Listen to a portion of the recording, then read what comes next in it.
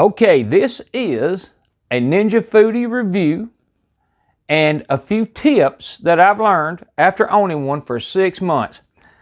And I bought my first Ninja Foodi on May the 12th, 2018, and that night I posted a video on a whole chicken. And since then, it has ruled my kitchen. And it is a really great device, and I'm going to try and show you why I believe that and explain it and show you a few things I've learned, say like the minimal cleaning you have to do on it, and then some other features that I think outdo some of the other devices. Although there's nothing wrong with the other devices, this just does it a little better. I will say this, I think the Ninja Foodi, my opinion, no one is paying me anything to say, nobody from Ninja or anybody that's paying me anything to say any of this. I believe it's the best thing in kitchen appliances since the microwave, and that's really my honest opinion. So what I'm going to do is bring you around here, show you why I think that. I'm going to show you what the features it has that makes it so convenient and so easy to use, and why I love it, and why this one right here stays on my counter all the time, just 90% of the time. I've also bought some of the other things they sell for it, which some of them I haven't even used, some of them I have. I bought another one today. Again, I bought it out of my pocket as a gift. I know I'll give that as a gift because there's a really good sale going on at Sam's Club, and I'll get to that in a minute. And it lasts till June the 2nd, so today's May the 8th. And so, like I said, 6 months after having one, I want to show you why I believe what I do, and hopefully you'll see what I see and understand why I do most of my videos on them. Y'all hang on. I'm going to bring y'all around here and show you. Be right back. Okay, so one of the things with the Ninja Foodi is there's several models, and it's a little bit confusing. Pretty much, though, the two big differences are these two right here, which is this is a 6.5 quart and this is the 8 quart. And by all means, if I could only own one, it would be this one. Yes, it's more money, but that's the one I would own because it'll do the same thing this one does, but more. You can see right here the size of these baskets. That's your air frying basket. It's roughly an inch and a quarter deeper. Same way with the liner, with the pot inside. It's an inch and a quarter, again, roughly. It's a little deeper. So you can get more items in it, obviously. But if you know you'll never need that, then by all means buy this one. Now, there's also an OP300 and an OP302. Or there's, like I said, there's a lot of the 6.5 quart models. I only know of the OP405 for the 8. I think this is the only 8 quart they make. But this one, they make a version without the dehydrate. Well, unless you're going to dehydrate, it doesn't even matter because it does the same thing as the other ones, just doesn't have this dehydrate feature. Now this one is 1460 watts and this one's 1800. And a lot of people say, well, I want that 1800 because it'll come to pressure faster. It does not. I have a video that shows where this one, I put the same amount of water and started these, and this one this one came to pressure 6 seconds faster than this one. They both went to counting down within 6 seconds of each other. So it's not that. I'll show you what I think it is. Here's where they use that extra wattage. And I don't know if you're going to be able to see it, but I'm going to try and make it where you can, so I may have to move the camera. But if you look closely, right here, and I'm going to have to move the camera. But if you look right here, and again, you may not be able to see it. If you count these elements, I think that is where they put it. This is 6 elements if you count it in one spot, and this is only 5. And I'm saying elements, it's one element. It's just it's a continuous loop. And if you count down from the center, this one has, this one has more element than this one does. By one continuous loop. So I think that's where they got the 1800 because as far as it heating up, there's almost no difference.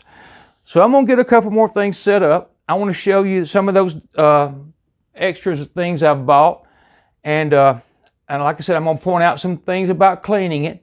So I'm going to get some of that where I can show you a little better and get some stuff set up, and I'll be right back.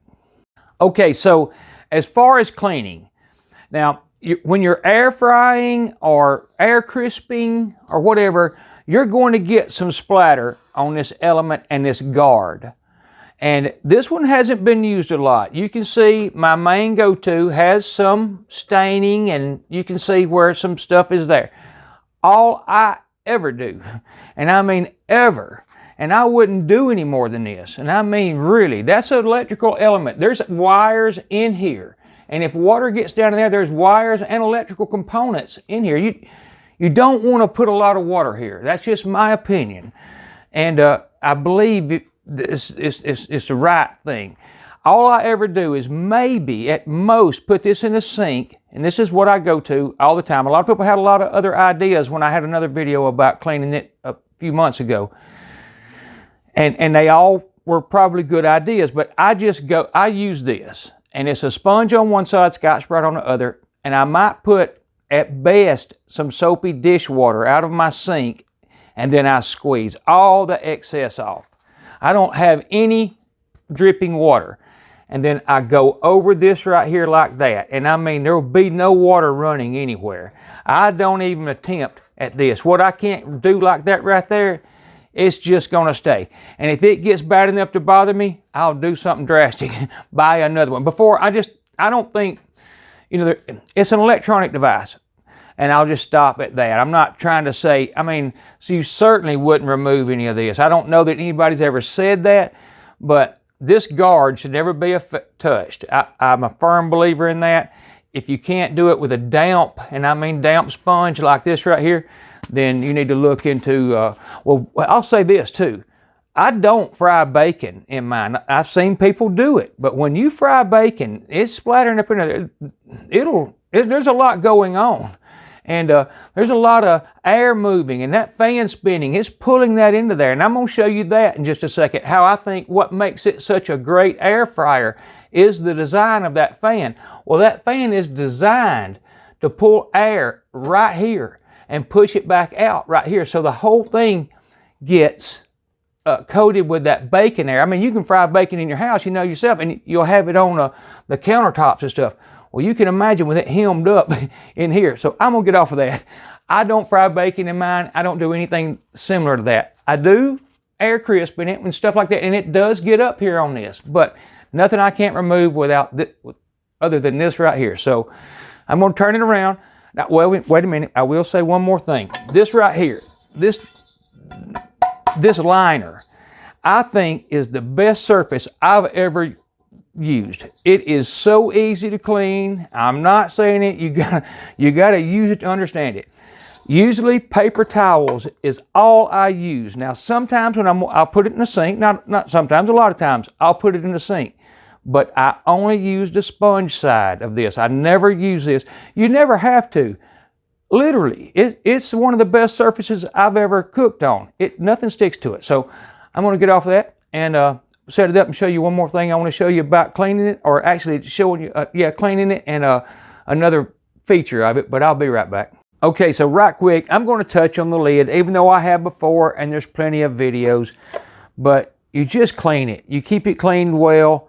This gasket comes off easy where you can clean under it, you can clean the gasket, you clean these ridges, you can buy new gaskets, it's no problem. Now the things that I don't touch, personally, and I don't think you're supposed to, is the one that, I make sure it works. I do that. I make sure it moves freely, and that is the thing that pops up when it gets pressure. All it's doing is trying to blow pressure out, and that goes to where it seals, and that's what makes it build pressure once that seals. Now I do this. Now I'm not saying you should or that you have to, but I'll pull this off. It's not a big deal, but I do. And if you look down in there, there's a little rubber, just a little rubber stopper down in there. Just a little bitty one. I don't know if I'm going to get it in the light where you can see it. But just so you'll understand, all that does is sit right there. And that seals that when you have it in the seal position. When you're venting, it comes, if you see that notch, when you rotate this, that stem right there sets up here and picks that up and allows the pressure to come out. I'm just telling you that so you'll understand how it works.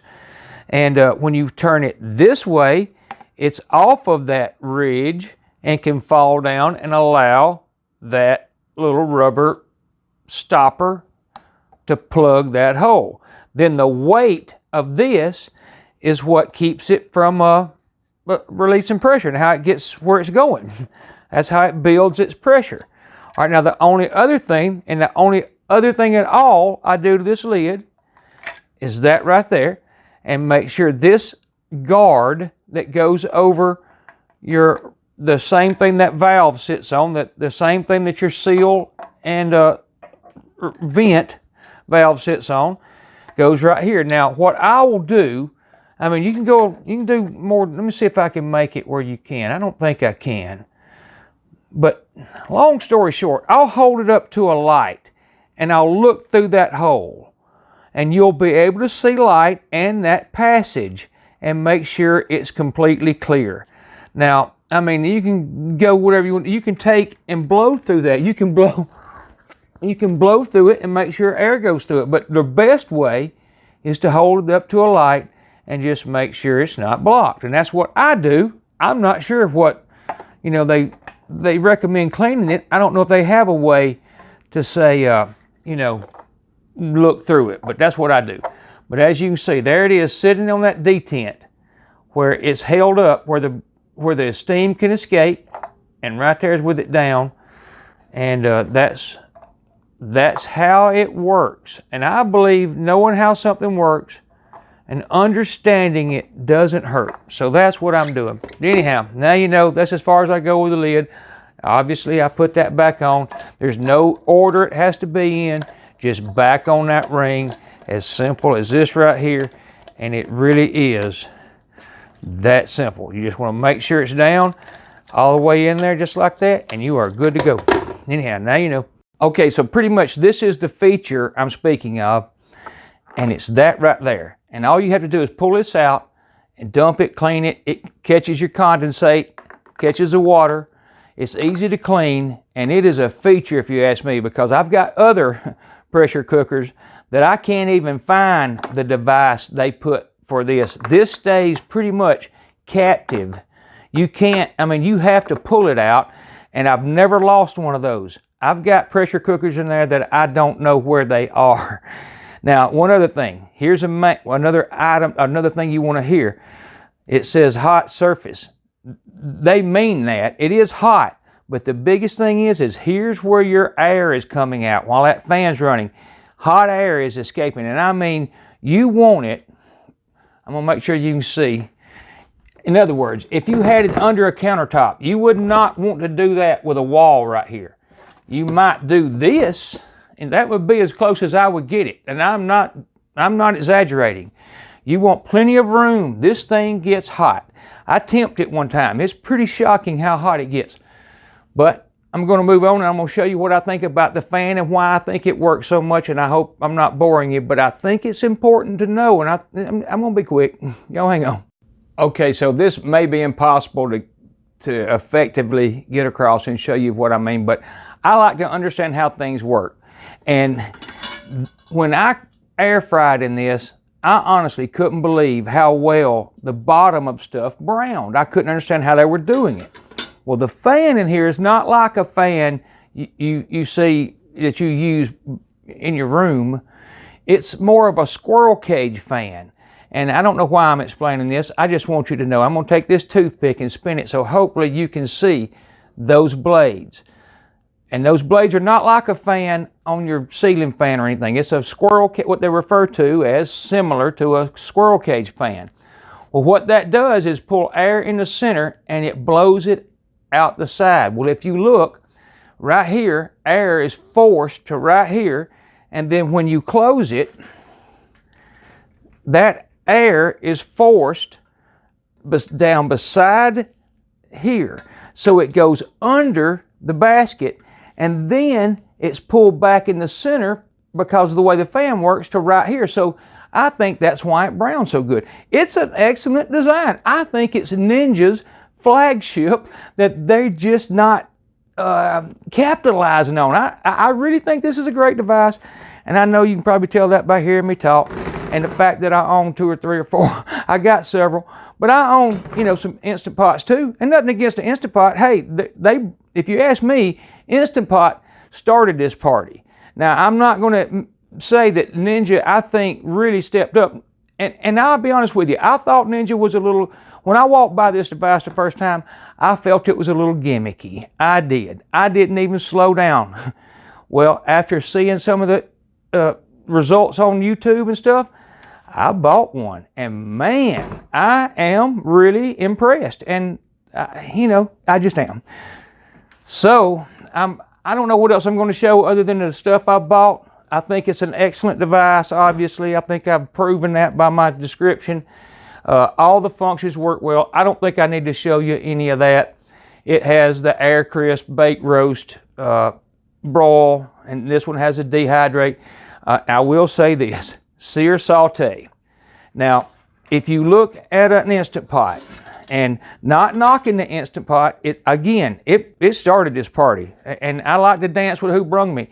But I think Ninja may have done just as much as anybody, and they just hadn't. I think they're dropping the ball a little bit by not pushing this product harder than they are. The diameter of this pot is considerably larger than an Instant Pot. Well, one thing that does is when you're searing and sauteing, it gives you more room to put things in there. And it gets hot like this. You have to watch it, because if you don't, I mean, although it's got several settings, if you put it on high, you better be standing there and be turning your stuff. And it doesn't crowd. You know, it's got more diameter. So I'm going to get some of that other stuff out and show you what I think about it. And I'm going to tell you a little bit about that one in the box, and I'm going to tell you how to get that deal. So be right back. Okay, so here are some of the accessories you can get from Ninja that you know work, you know fit. And although I haven't used these right here that I've got laying out, they were $29 and then pretty much $10 shipping. So $39. But I mean, they're well made. I've got no problem with them. They're well made. They're non-stick surface. Looks like they have the Ninja emblem, whether that matters or not. I mean, you could even do that with that one. But obviously, all of them fits in either, and it says right there, the OP300 or the 400, so it'll fit the 8 quart or the 6.5. Now, the only thing I have used is this. I got this. I don't have the receipt. I don't remember what I paid for this, but it's the roasting rack insert. I used it for ribs. It worked excellent. I cut up my ribs and laid them in there, and they cooked fine. Now, another device, I just recently got these, so they were out of these for a long time, and I finally got them. And it's the dehydrating rack, and it'll fit in the OP300 or the 400, the 6.5 or the 8. My son deer hunts, so I'm kind of anxious to do some deer jerky with that. And the last thing is this skewer stand that I haven't used either, just got in, don't have a receipt. It's more like a kebab, and I think that'll be a neat item. I just got to come up with something to do with it, and I haven't done that yet. So pretty much what I'm saying is, and this is what, like tonight, what I'm doing after this is done, is I'm going to cook wings. And this is what makes this the ultimate device to me and over any other pressure cooker, not alone on the Instant Pot, but any pressure cooker, is the fact that I can put right out of my freezer, and I do this a lot, and this is not the only one. I don't have a favorite. I've got several that I like. And like tonight, I'm doing wings. So I'm gonna walk in there, I'm gonna get a pound or 2 pounds of wings out of my freezer now, out of a bag in my freezer. I'm gonna put them in here for 5 minutes and pressure cook them. I'm gonna pressure cook them for 5 minutes, and then I'm gonna air crisp them for about 15 minutes. And then I'm gonna put, probably tonight I've got some new stuff I'm going to put on them, but I mean, usually I put lemon pepper or hot sauce. So tonight I think I'm going to use jerk. And all this is so simple. Within 30 minutes you can have that many wings and everything's right here. Only one thing's dirty. That's my point. I mean, even with the Instant Pot, it does it too. You can do wings in it, but then you got to put them on a sheet pan, go to your oven, put them under broil, it just adds a lot of time and more things to clean. I think Ninja has the best device on the market. That's my total opinion. They are more expensive, and they run on the slogan of theirs is pressure cooker that crisp, and it does do that. But man, it does a lot more than that. It does. You see what it does. And a lot of times, well, if you look at my videos, I just did an egg McMuffin. It was absolutely excellent. And I poached the egg in here and then toasted the bread and melted the cheese and heated the Canadian bacon right here.